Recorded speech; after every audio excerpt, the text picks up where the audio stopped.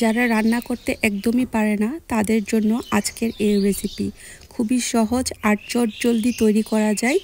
আজকের এই ডিম আলু ভুনা আশা করি আপনাদের ভালো লাগবে। আসসালামু আলাইকুম এভরিওয়ান, কেমন আছেন সবাই? আশা করি সবাই ভালো আছেন। সিম্পল কুকিং বাই আশাতে সবাইকে স্বাগত জানাচ্ছি। আজকে আমি আপনাদের মাঝে খুবই মজাদার আর সিম্পল একটি রান্নার রেসিপি শেয়ার করব, যা খেতে খুবই দুর্দান্ত। আজকে আমি আপনাদের মাঝে রান্না করে দেখাবো ডিম আলু ভুনা। খুবই সুস্বাদু হয়। তার জন্য নিয়েছি ডিম, এখানে 4টি ডিম নিয়েছি এখানে মাঝারি সাইজের 2টি আলু কুচিগুলো একটু মোটা মোটা করে নিতে হবে। তারপর নিয়েছি 1টি টমেটো, নিয়েছি 4টি কাঁচামরিচ, নিয়েছি মাঝারি সাইজের 3টি পেঁয়াজ কুচি।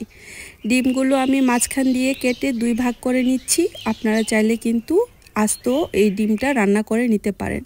আমি সবগুলো ডিম মাঝখান দিয়ে কেটে 2 ভাগ করে নিয়েছি। এবার রান্নার জন্য চুলায় একটি প্যান বসিয়ে দিলাম। তারপর এখানে 1/3 কাপ রান্নার তেল অ্যাড করে দিচ্ছি। তেল যখন হালকা গরম হয়ে আসবে অ্যাড করে দেব 1/2 চা চামচ লবণটা ভালো করে গলিয়ে তারপর এখানে অ্যাড করে দেব ডিম। এভাবে যখন ডিমটা দেওয়া হবে ডিমটা তখন ফুটে গায়ে পড়বে না, সেজন্য প্রথম অবস্থাতেই আমি লবণটা অ্যাড করে দিয়েছি।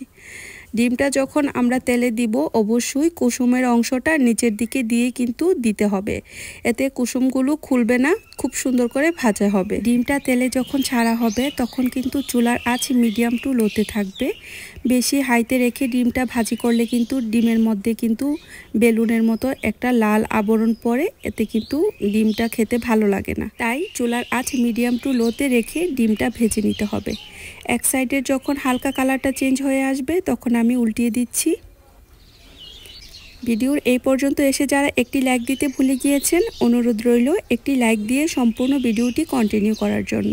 অনেকেই আছে রান্না করতে পারে না, বা ব্যাচেলার বা প্রবাসী, তাদের জন্য আজকের এই সিম্পল রান্নার রেসিপি খুবই সহজ আর খুবই তাড়াতাড়ি হয় এই রান্নাটা, আর খেতে হয় খুবই দুর্দান্ত। ডিমগুলো উলট পালট করে আমি লাল লাল করে ভেজে নেব।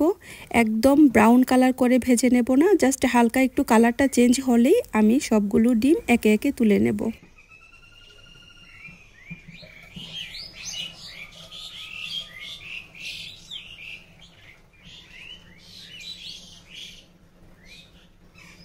সবগুলো ডিম তুলে নিয়েছি। দেখুন কত সুন্দর কালার চলে আসছে, হালকা একটা কালার।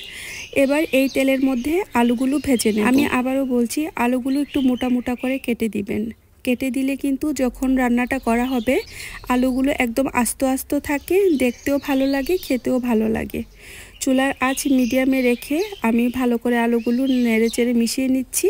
তারপর অ্যাড করে দিচ্ছি স্বাদ মতো লবণ, তারপর অ্যাড করে দেব 1/2 চা চামচ হলুদ গুঁড়া দেওয়ার পর ভালো করে নেড়ে চেড়ে আমি আলুগুলো ভেজে নেব।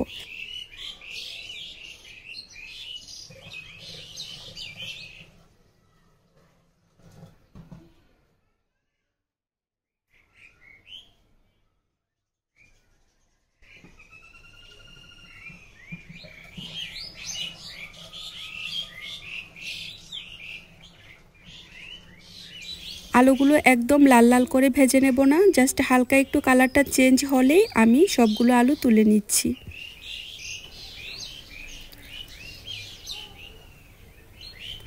এবার এই তেলের মধ্যেই রান্নাটা করে নেব। তার জন্য এখানে কিছুটা তেল আবারও অ্যাড করে নিচ্ছি। এখানে 2 টেবিল চামচের মতো তেল অ্যাড করে নিয়েছি। তারপর এখানে অ্যাড করে দেব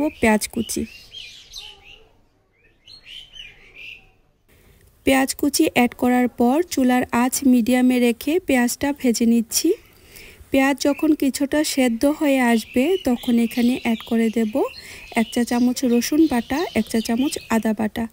আদা রসুন বাটাটা প্রথমে দেওয়ার কারণ হলো যে পেঁয়াজের সাথে সাথে কিন্তু আদা রসুনের ভাজা হয়ে যাবে, এতে আদা রসুনের কাঁচা গন্ধটাও চলে যাবে। তার জন্য যে কোনো রান্নায় পেঁয়াজের সাথে যদি আদা রসুন ব্যবহার করা হয় এতে কিন্তু রান্নার মধ্যে কাঁচা মশলার একটা গন্ধ থাকে না।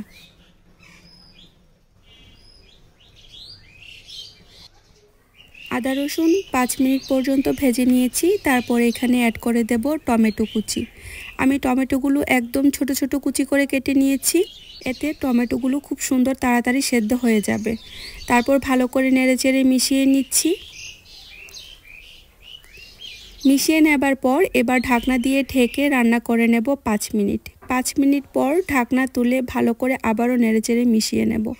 এই অবস্থায় কিন্তু টমেটো থেকে কিছুটা পানি ছেড়েছে।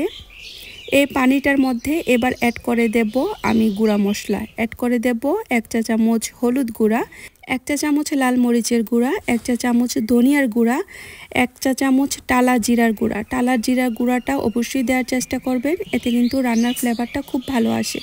তারপর অ্যাড করে দেব স্বাদ মতো লবণ। লবণের পরিমাণটা অবশ্যই বুঝে শুনে দিতে হবে, কারণ লবণ যেহেতু আমি আলুর মধ্যে ব্যবহার করেছি, ডিমের মধ্যে ব্যবহার করেছি, সেজন্য অবশ্যই লবণের পরিমাণটা একটু বুঝে অ্যাড করে নেবেন। তারপর মশলাটা ভালো করে নেড়েচেড়ে মিশিয়ে নিচ্ছি। এভাবে 2 মিনিট পর্যন্ত ভেজে নেব।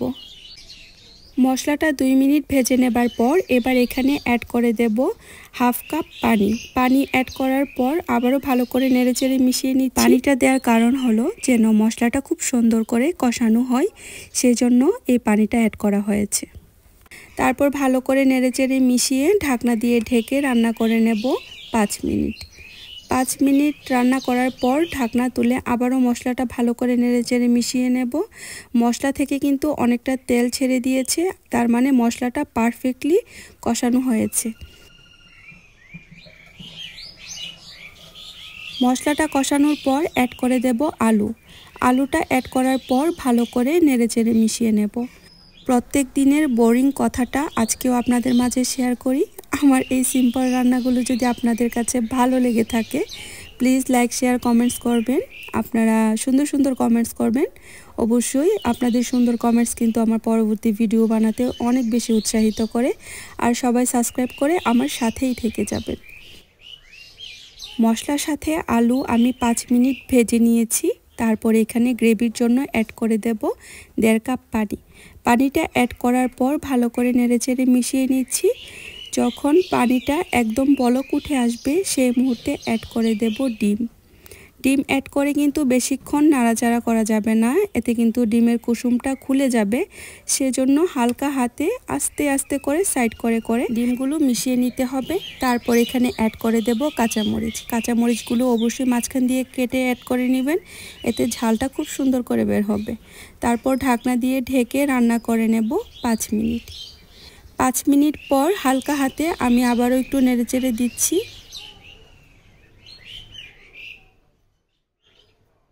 হালকাভাবে নেড়েচেড়ে দেওয়ার পর এবার এখানে কিছুটা গরম মশলা অ্যাড করে নিচ্ছি। গরম মশলা যদি হাতের কাছে না থাকে আপনারা চাইলে কিন্তু ধনেপাতা কুচিও অ্যাড করে নিতে পারেন। তারপর ঢাকনা দিয়ে ঢেকে আবারও 2 মিনিট রান্না করে নেব। এতে গরম মশলার ফ্লেভারটা ডিমের মধ্যে, আলুর মধ্যে খুব সুন্দর করে প্রবেশ করবে। বেশ, তৈরি হয়ে গেল মজাদার ডিম আলু ভুনা। খুবই সিম্পলভাবে দেখানোর চেষ্টা করেছি। আশা করি আপনাদের খুব ভালো লেগেছে। আজকে এ পর্যন্ত। পরবর্তী নতুন আরেকটু রেসিপির সাথে দেখা হবে ইনশাআল্লাহ। সবাই অনেক বেশি ভালো থাকবেন। আল্লাহ হাফেজ।